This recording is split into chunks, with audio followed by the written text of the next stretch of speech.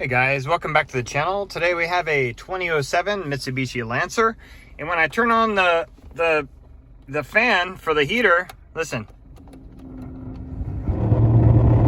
Ew. Hear that? Sounds bad. So, let me turn that off. Okay, so today we're gonna see what's going on with this thing and see if we can fix it.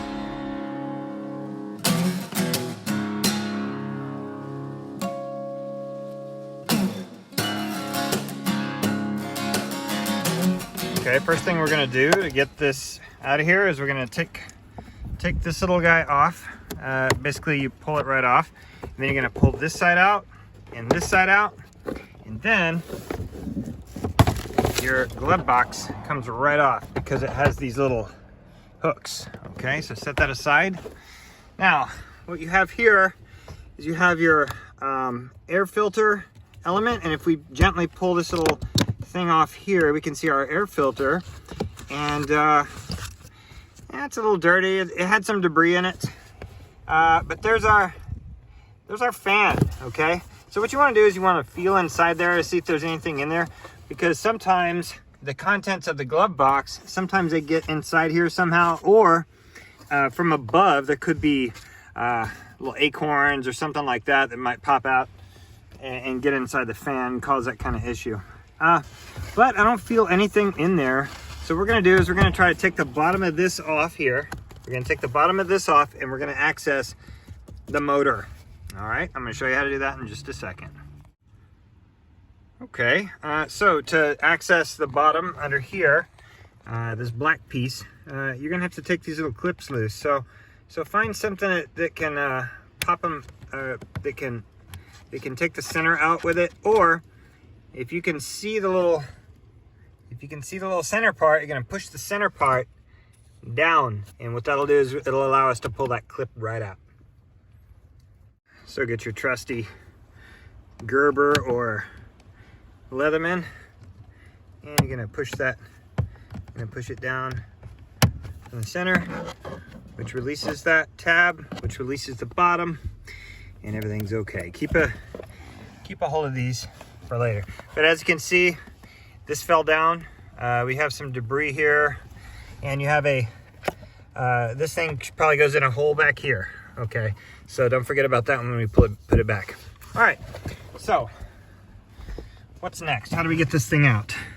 So there's a drain hose, if you guys can see that, and also the motor is available now. So first thing we're gonna do, we're gonna take the motor electrical connector loose. So push on this little tab and release it. And what we're gonna try to do is get this motor out. So there's 1, 2, 3. There's 3 screws. I'm sorry, can you see that? There's one of the screws right there. The other screw is right here, and there's another one back here where you can't really see. All right, we're gonna take those 3 screws out. We're gonna disconnect this hose, all right? And we're gonna remove the motor assembly and see what we can find. All right, so all 3 screws have come out, so pull it down and let's see what we can find. Let's see what we can see. Anything out of the ordinary? Nothing really out of the ordinary. Okay, let's see if we can find anything weird inside the box here. Anything weird? Okay, I don't see anything back there, but we're gonna put our fingers in there and see if we can find anything.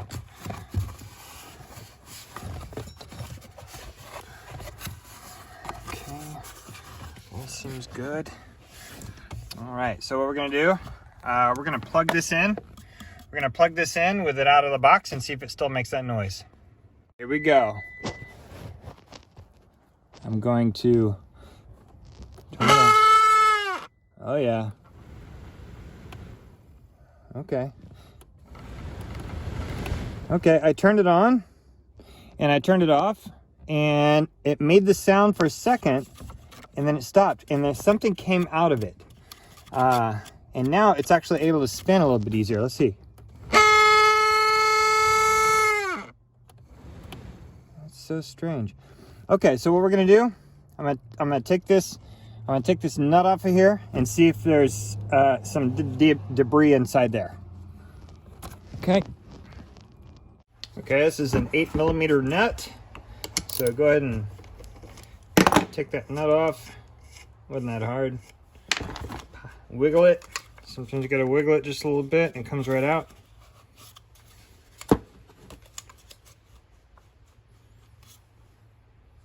Okay, trying to get this thing off as I tap it down.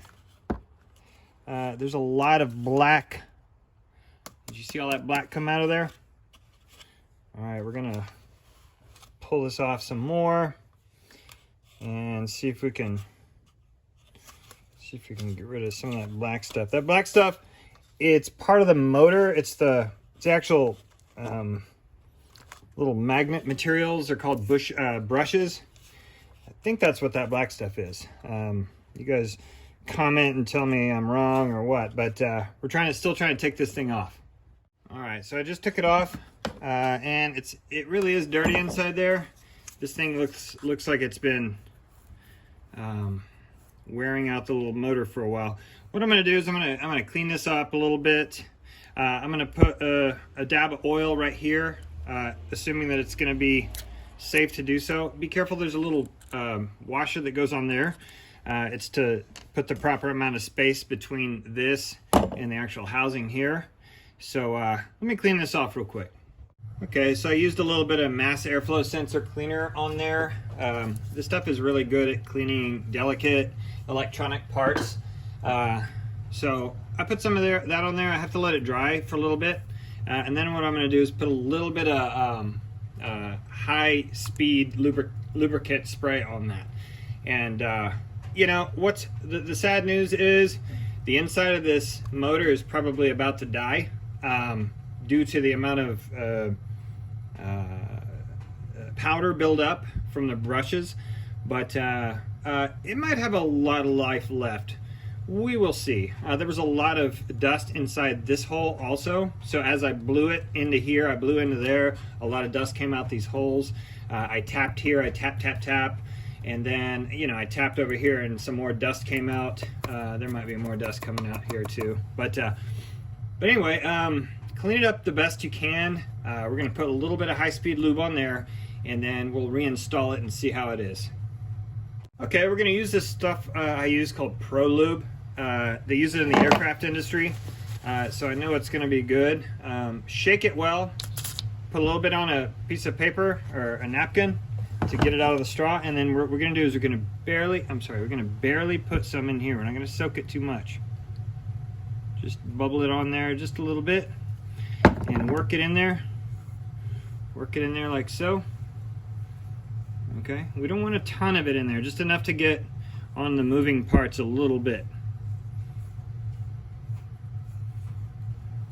Because as you can see, a lot of this powder buildup is going to end up coming back again, and we don't want that turning into a paste, a gummy paste. We don't want that to happen. So we're going to lube it just enough to get inside these little washers right here, just to give it an easier time. There's not too much shaft play. I checked that too. Sometimes shaft play will cause that sound. But notice when we put it back together, there's a flat side here, there's a flat side here, and a round all the way around. It's almost like a D. If you look at it, it looks like a one flat side and the rest of it's round. Well, consequently, if you look at this, there's one flat side and the rest of it's round. So what you can do is you're gonna line it up. You're gonna line it up just like that, using plenty of light. You can't really see in there. And then what we'll do is we'll put it on just like that, and it should go right on. But you know what we forgot? We forgot that washer. So let's put that washer back on. And I gotta tap it out again. But we'll put the washer on. Okay, so we've installed the washer on there. There you go. It's turning. Again, I'm not sure if it's gonna work. This is like the best thing we can do short of buying a new motor. New motors aren't even that expensive. They're like 30 bucks. But look, if we can fix it, we can fix it. So go ahead and put this in here. Make sure that the D shape is facing the right way you want. It needs to be. And place it on there until it stops. Then we'll find our nut, which is now gone. We'll find the nut and we'll place it on there and be good to go. Okay, so in order to know if we fixed it or if we improved it, go ahead and plug it in and turn it on. Okay, it's operating nice and quiet, so let's hope it stays that way. All right, I'm gonna button it up and see if it works. Okay, so when putting it back in, remember to orient the plug where it needs to go. So orient the plug this way. So line up the hole in the proper way. And this, and make sure that hose gets out of the way. There you go. It snaps right in there. So what we're gonna do is we're gonna put the screws back in, get everything, and I'll show you the next step in just a second. All right, as you can see, we've replaced the 3 screws, connected the tube, and that connector. Next, we have to find the hole where where the black thing went. And there it is right there. So as we put this, we have to put this, there's a little thing that goes, I can't see it right now. Oh, there it is.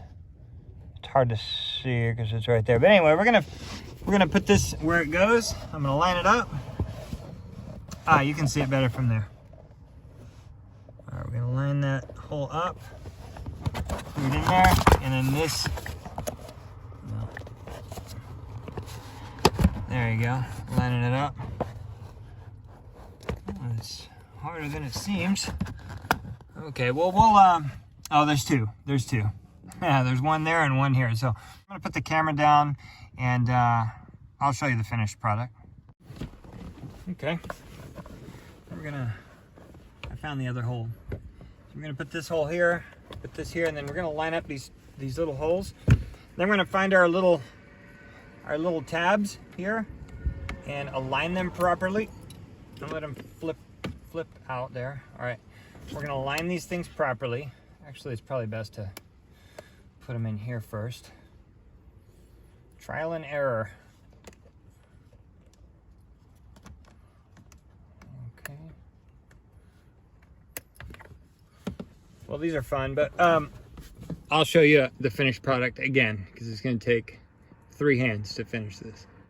Okay, so it's in there. It's secure. It's good. Everything's clipped in there and clicked in there. I'm going to advise the owner of the car that they probably need to get another one of these air filters. Go ahead and put that back. Make sure the airflow is down for this particular one. And put the tab back on here like so. Make sure it's connected on one side. Let's see. Okay, satisfactory click. And then lastly, hook these things on right here. Lift it until it goes past and reconnect your little dampener thing. And let's see if it works. Let's see if it sounds good while in operation mode. Okay, here we go.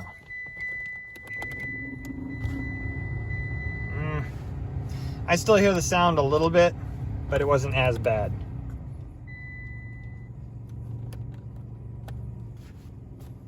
It makes the sound at low speed, but not so much at high speed.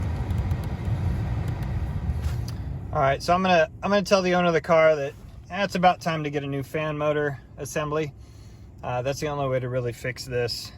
We improved it, but I'm gonna tell her that it's just a matter of time before the sound comes back. But anyway, we tried, we improved it, and it could remain quiet like this, but 9 times out of 10, I've seen this problem come back over and over. So anyway, thanks for joining me and thanks for watching. And we'll see you next time on I Just Fix It Myself.